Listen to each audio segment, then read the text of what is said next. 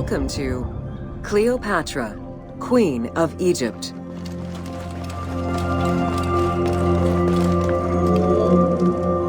Cleopatra VII Theophilopator ascended the throne in 51 BCE at the age of 18. Though her early attempts to maintain power were often challenged, she eventually prevailed and became the sole ruler of Egypt. According to Plutarch, she was the only Ptolemaic pharaoh to speak the Egyptian language. Her intelligence, coupled with a good education and a great political mind, allowed her to make the alliances necessary to maintain the independence of Egypt while Rome was becoming a Mediterranean empire.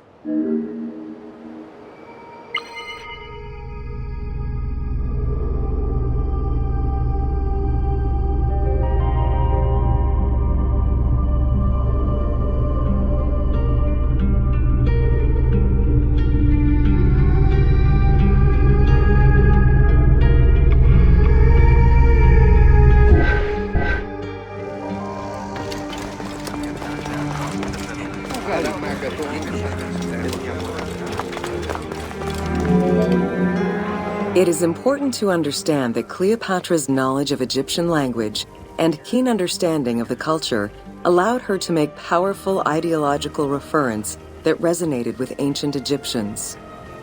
By associating herself with the goddess Isis, the divine mother, great of magic, and repository of divine essence, Cleopatra firmly established herself as the protector of the two lands and legitimized her place on the throne.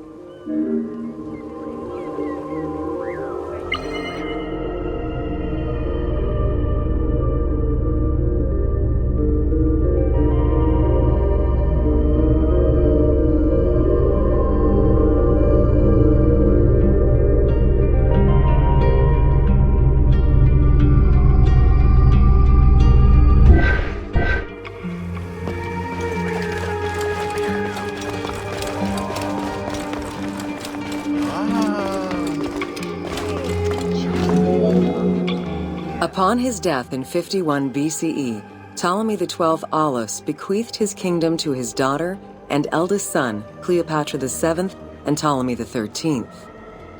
As was custom, the siblings were married. The new pharaoh was 10 years old, his sister wife 17. The early years of their reign were not easy. Between 50 and 48 BCE, droughts and floods aggravated Egypt's problems. General Achilles and the royal advisor Pothinos kept intervening in the young ruler's political decisions and eventually colluded to turn Ptolemy XIII against Cleopatra. By 48 BCE, Cleopatra was in exile.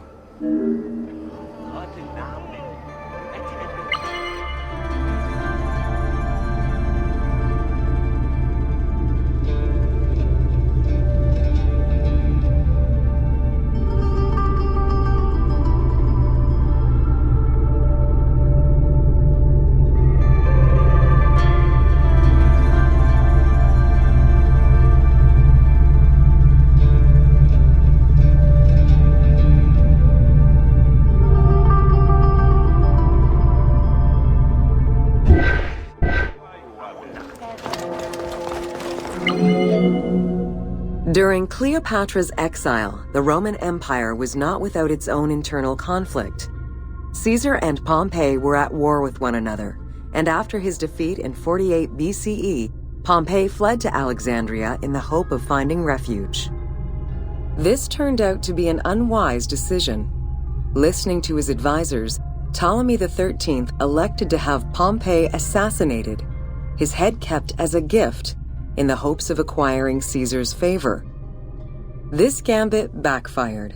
Instead of earning approval, the murder of a Roman greatly angered Caesar.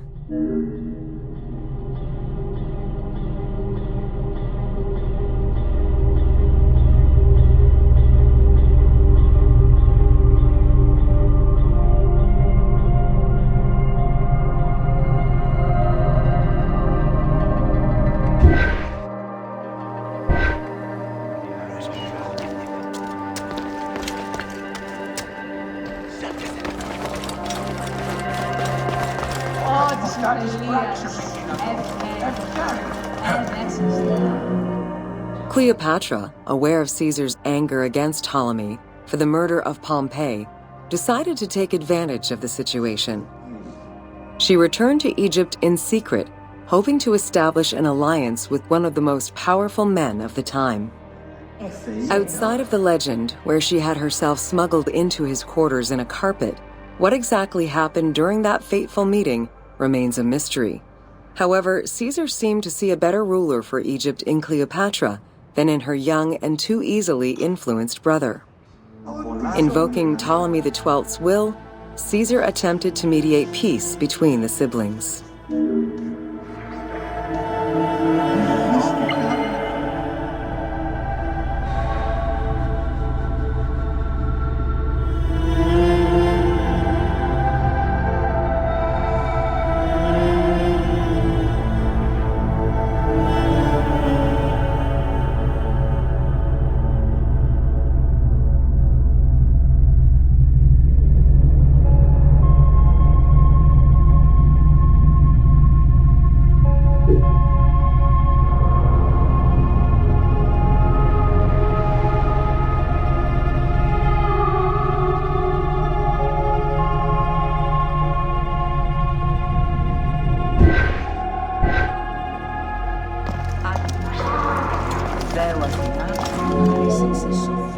Ptolemy XIII was enraged by the turn of events, and his advisors were none too happy to see Cleopatra return.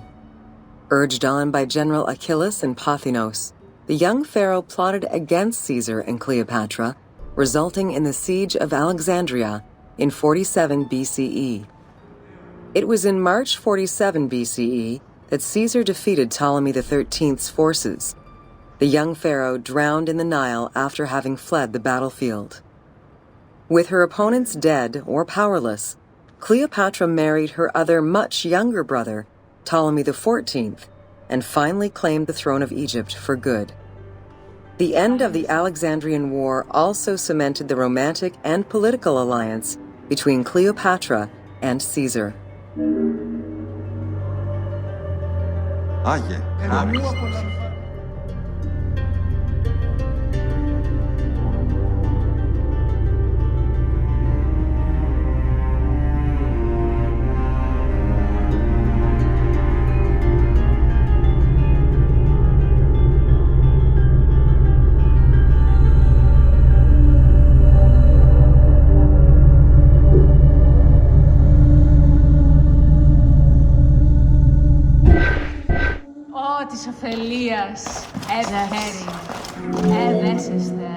In June of 47 BCE, Cleopatra gave birth to a son, whom she called Caesarion. Caesar did not accept the boy as his heir, choosing instead his nephew Octavian. Nonetheless, on his return to Rome, Caesar invited the queen and her brother husband to stay in the city. Her presence still drew much disapproval from the Senate. Always a strategist, Caesar left 4 legions in Egypt, and a man he trusted to direct Egyptian affairs, giving him control of the wheat supplies essential to Rome. Cleopatra and her entourage remained in Rome until March 44 BCE, when Caesar was murdered.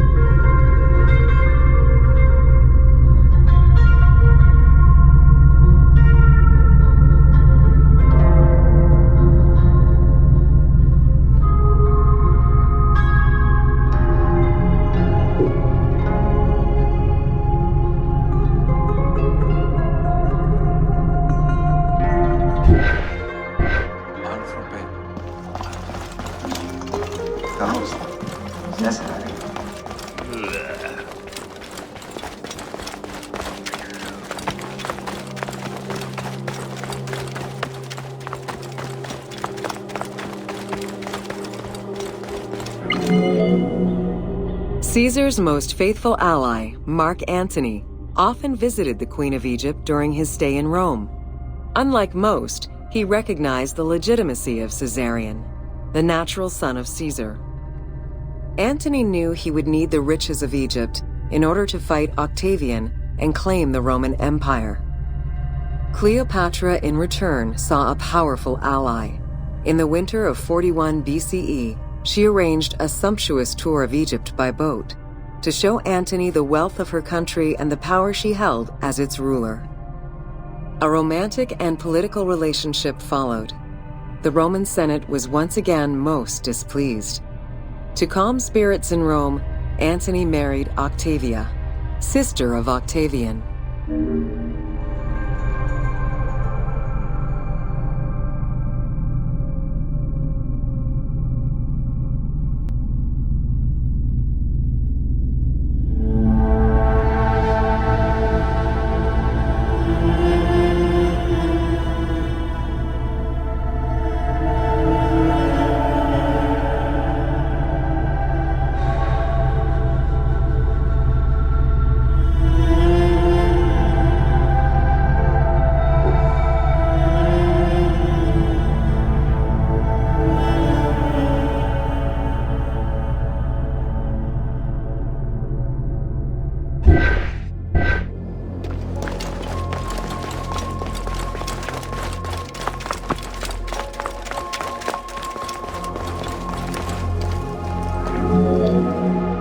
Despite his marriage to Octavia, Antony remained Cleopatra's lover, and she gave birth to their children. Cleopatra increased her kingdom's territory and started a political propaganda alongside her lover in Egypt and beyond. She hoped to create a Ptolemaic federal empire with Alexandria at its center. Antony eventually repudiated his Roman wife for the Egyptian queen, much to the dismay of the Roman elite. However, while Mark Antony focused on Egypt, Octavian carefully gained military and political ascendancy over him in Rome.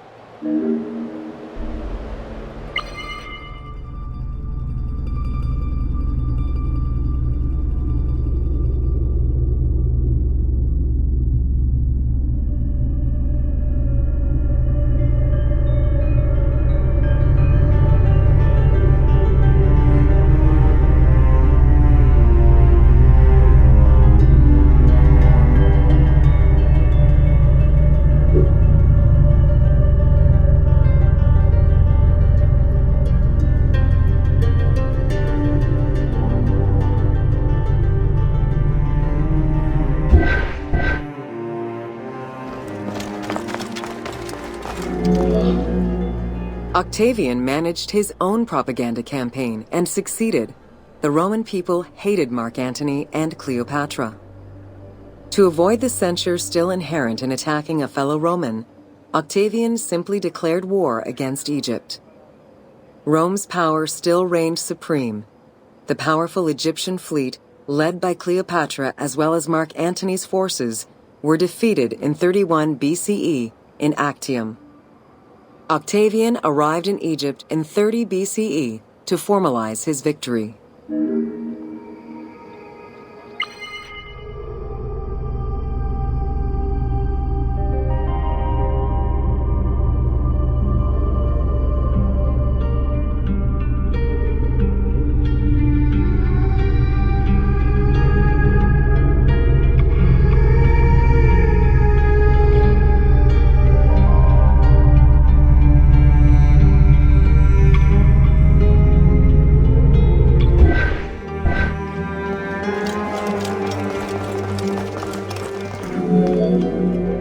The following events remain difficult to confirm due to the many versions and legends around them. It is believed that after hearing a rumor about Cleopatra's suicide, Mark Antony committed suicide himself. He was brought to the queen as he slowly passed away. Knowing that Octavian would have her chained and paraded through Rome in defeat, Cleopatra planned her own suicide. She most likely killed herself with arsenic, though admittedly, the version where she uses an asp to deliver a fatal bite may be considered more dramatic. What happened to the body of Cleopatra is still a mystery.